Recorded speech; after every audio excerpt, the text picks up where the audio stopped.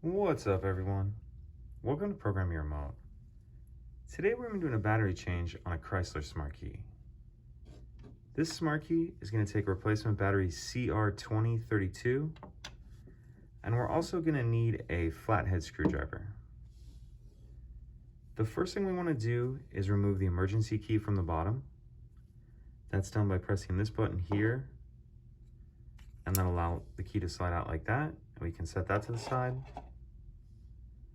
Now, if we look in the bottom here, underneath where that key just came out of, we're gonna see a little notch right there. What we wanna do is put our flathead screwdriver in there and then just twist it. So just put it in that notch and then twisted it like that. Then we can pull the back cover off. And now we see our battery right here.